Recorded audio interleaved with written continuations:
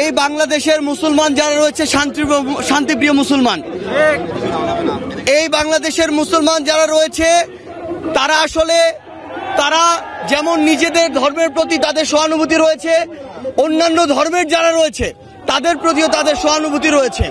কিন্তু এই সহানুভূতিকে ব্যবহার করে কেউ যদি নিজেদের ওই ভারতে বসা চক্রান্ত, যারা মাসের 30 দিনের 25 দিন দেহটা নিয়ে এই বাংলাদেশে বসে থাকে আর বাকি 5 দিন মনটা নিয়ে ভারতে যায়, সেখানে চক্রান্ত করে এবং সেই চক্রান্তের এক্সিকিউশন এই বাংলাদেশে এসে ঘটায়, সে সকল উগ্রবাদী হিন্দুদেরকে প্রতিহত করার জন্য আমাদের মনে বিন্দুমাত্র সহানুভূতি থাকবে না।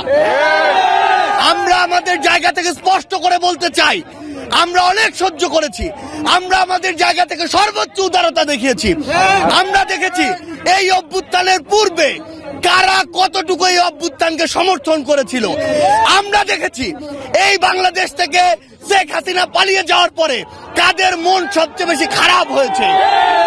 আমরা আমাদের জায়গা থেকে স্পষ্ট দেখেছি যখন এই বাংলাদেশে অভ্যুত্থান পরবর্তী সময় একটি অস্থিতিশীল পরিবেশ হওয়ার কথা ছিল, তখন কিভাবে আমাদের এই মাদ্রাসার ভাইরা ওই মন্দিরে গিয়ে পাহারা দিয়েছে, কিভাবে 5ই আগস্ট রাতে সারা রাত ওই মন্দির পাহারা দিয়ে সকালে ফজরের নামাজ তার সামনে রাস্তায় পড়েছে।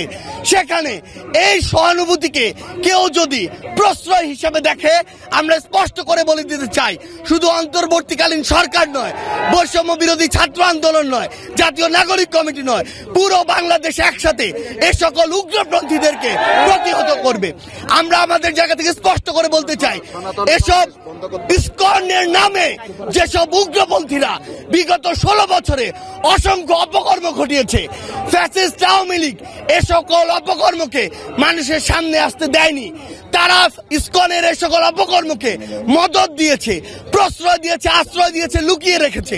কিন্তু তাদের চরিত্র কি, তারা কিভাবে মানুষকে জবাই করে, এই দৃশ্য আমরা গতকালকে দেখেছি।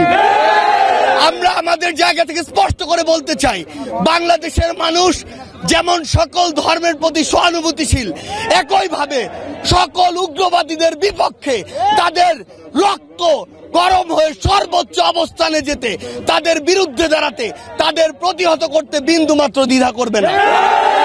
আমরা আমাদের জায়গা থেকে সরকারকে স্পষ্ট করে বলতে চাই, যারা আমার ভাইকে হত্যা করেছে তাদেরকে যদি গ্রেফতার করে দৃষ্টান্তমূলক শাস্তি না দেওয়া হয়, তাহলে পুরো বাংলাদেশের এই যে ছাত্র জনতা একসাথে সরকারের বিরুদ্ধে তাদের জায়গা থেকে প্রতিবাদ জানাবে।